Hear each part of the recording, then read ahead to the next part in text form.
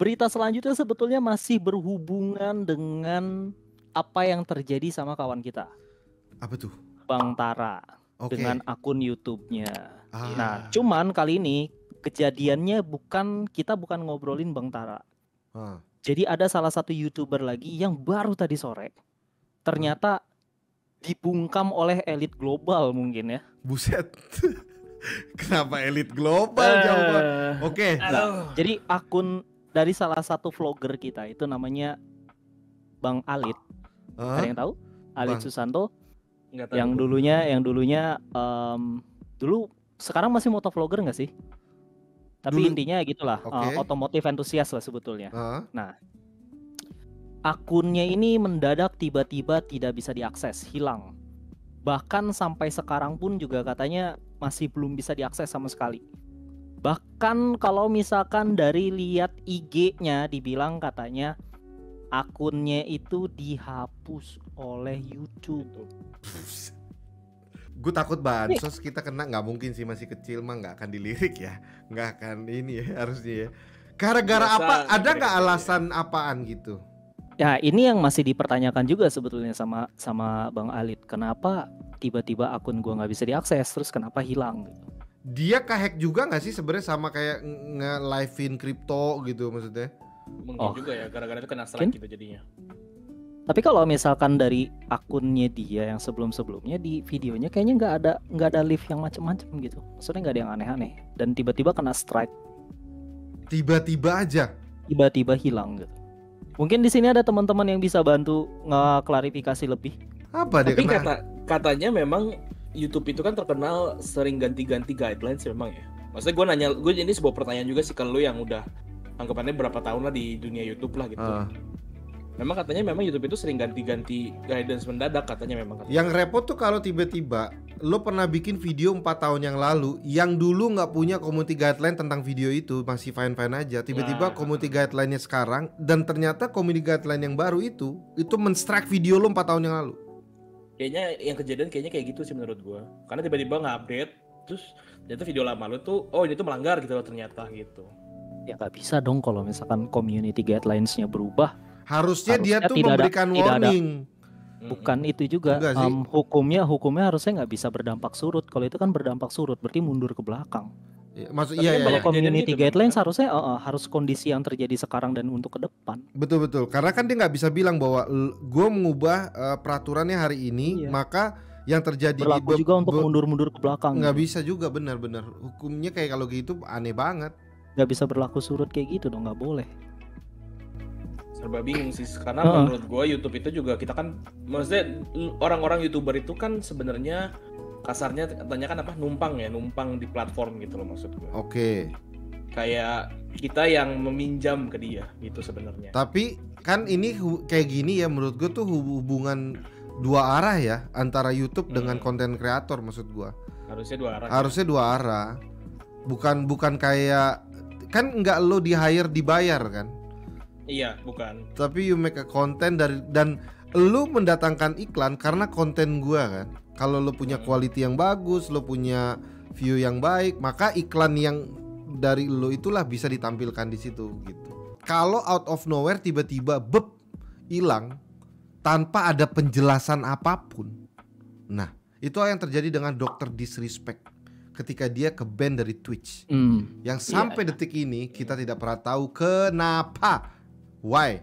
Apa yang terjadi dengan Dr. Disrespect? Kenapa tiba-tiba dia ter-ban ya? Lebih kepada moderasi kontennya dari YouTube aja nggak sih, kayak mungkin dari algoritmanya. Iya, takutnya gitu. Terus community guidelines-nya ternyata adalah bagian dari algoritma yang di automate gitu kan? Bisa jadi, menurut gua jadi, karena jadi report ataupun filternya itu tidak melalui kacamata manusia gitu. Gue setuju sih kalau itu yang bisa dilakukan. Tapi seharusnya dia harusnya tuh nggak nge-strike atau nggak apa, tapi mengkonten. Harusnya AI itu kalau ketika mencurigai itu harusnya dilakukan itu tidak langsung ngejebret gitu, maksud gue. Yang harusnya dilakukan sama dia itu contoh video-video tertentu itu dilakukan penutupan sementara. Dari yang dia publish jadi unpublish dulu, atau enggak kena private langsung sementara, dan dia itu dimasukkan ke dalam sebuah konten untuk dicek secara manual sama orang-orang. Harusnya kan gitu ya, nggak langsung AI-nya mengambil tindakan bahwa ini ternyata tidak sesuai. Kalau kayak gitu mah, dan lo tau kan bahwa YouTube itu sekarang udah mulai mengubah salah satu guideline-nya yang gue pernah sempat lihat juga tuh adalah kayak penggunaan kata kasar itu dilihat based on konteks sekarang. Bukan hanya katanya saja, tapi based on konteks gitu. Kalau dulu kan keras banget tuh, apa dikit tiba-tiba dolar kuning gitu, tiba-tiba apa dikit. Sekarang tuh udah kayak based on konteks gitu. Apa mungkin karena kayaknya gue lihat akhir-akhir ini tuh YouTube lagi sering banget kena serangan ya kasarnya tuh, cyber attack gitu maksud gue. Jadi dia mau nggak mau nge-push AI-nya untuk langsung direct aja gitu loh, direct approach untuk nge-contain gitu loh, nge-contain kayak hacker ini gitu. Takutnya kan gitu. Iya. Karena mungkin kalau dia pikir, oh kalau ini harus dikurasi lagi sama orang lagi segala macam lama lagi kita udah keburu serang gitu kasarnya kan gitu. Makanya kan kenapa generasi sekarang itu cyber security kan super duper mahal gajinya, super duper kayak terpandang lah, kerjaan terpandang gitu. Mungkin waktu diserang bingung dia, karena kelamaan takut nggak kebandang, jadi mau nggak mau gitu. Langsung ambil tindakan di saat itu tindakan di saat itu kan kayak lu ngerti lah bang, lu juga bisnis kan gitu. Kalau lu tiba-tiba kepepet sesuatu yang mendadak gitu misalkan, mau nggak mau udah ambil tindakan ini dulu deh gitu. Iya, yang penting kan selesai dulu gitu maksud gue masalahnya. Aftermath-nya nanti kita akan urusin lagi gitu kan, biasa kan gitu ya. Pertanyaannya kalau memang urgent sekali gitu. Pertanyaannya apakah kalau udah dia ke band gini bisa kembali apa enggak gitu? Itu yang nggak tahu gua, Bipo tuh. Ya itu mungkin harusnya sih harus tanya ke tim moderasi kontennya si YouTube ya. Bicara masalah tentang tindakan preventif dan bagaimana pelaporan moderasi konten ini sebetulnya udah pernah ini jadi serius bahasannya. Oke, boleh. Gua orangnya tuh serius banget loh bro aslinya. Iya, tahu banget gua. Suhu. Lu tuh ini kan sumbernya sih. Jangan dilanjut. Sumbernya siapa? Nggak, dia mulai fitnah sesuatu kata yang kita nggak ngerti, cu. Emang lu nggak liat gelasnya tadi? Iya. Maaf bos. Iya kan? Maaf pak. Siapa laksanakan? Hati-hati lu. Iya. Ya terus. Ngopi dulu. Ya, elah yang kayak gituan dihadapin sama gue. Bukan. Nih lihat nih, sum. Ya. Gue mau ngecek Instagram dulu ya bentar. Oke. Oke. Flexinya jelek banget Albert. Keluarin tiba-tiba gue di depan kamera gue ngeliatin, kan bisa nunduk Bet, maksudnya bisa aja gini Bet, gini. Leher sakit. Oh jadi mesti, iya. harus gini, ya tuh, lihat gak tuh? Oh iya lihat. Ya. Iya, gue apa yang lagi yang udahlah terus lanjut. Sebetulnya ini udah pernah dibahas di salah satu meeting antara Dirjen Aptika sama moderasi konten dari tim Kemenkominfo. Terus waktu itu meetingnya bareng sama IDEA. Buat teman-teman yang nggak tahu IDEA itu apa, IDEA itu adalah Indonesian E-commerce Association. Tapi sekarang namanya akan diganti jadi Indonesian Digital Economy Association. Oke. Sebenarnya salah satu anggotanya adalah gue gitu. Gue adalah sekretariat umum di sana. Cuma bedanya kalau gue dia malah jadi pamer. Gak apa-apa. Kan Albert flexing yang lain ya. Apa tuh? Kalau gue soal keamanan data. Tagihan listrik cu tanggal 18. Gitu. Nah, ini tuh pernah dibahas. Jadi dari pihak sabar Bang. Kalau lu pegang berarti belum bayar dong. Iya masih ada itu ya berarti. Biasanya kan udah dibalikin kan. Bayar. Biaya keterlambatan diharapkan dapat melakukan pembayaran listrik sebelum tanggal 20. Oke. 20. Terus belum tanggal 20, Cuk. Belum, makanya gue santai aja. Selama. Ya Allah, terus lu bisa ini enggak, Bet? Bisa apa sih namanya cosplay jadi orang kere gitu. Oh iya, Bet. Coba lu jelasin orang kere itu kayak gimana?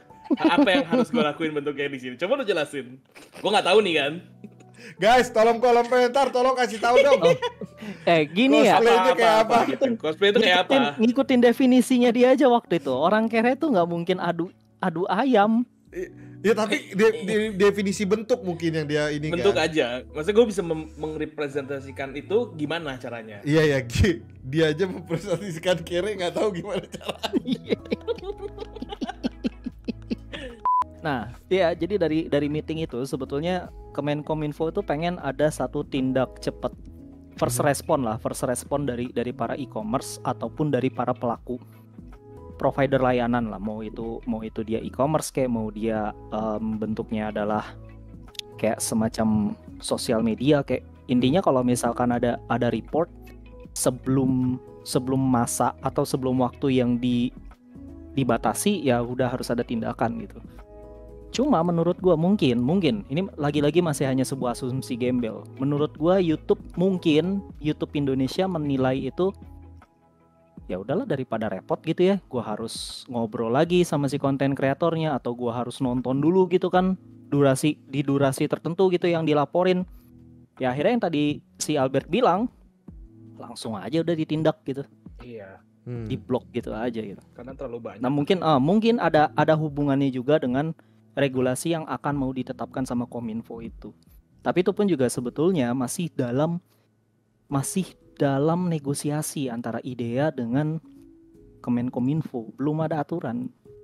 Tapi memang berdasarkan dari Permen Kominfo nomor 5 tahun 2020 itu ada soal first respon dari e-commerce ataupun dari pihak provider layanan bahwa kalau ada report itu memang harus ditanggapi, tapi belum ada waktunya gitu dan tidak dijelaskan bagaimana caranya. Apa batas limit waktunya itu berapa lama gitu? Iya.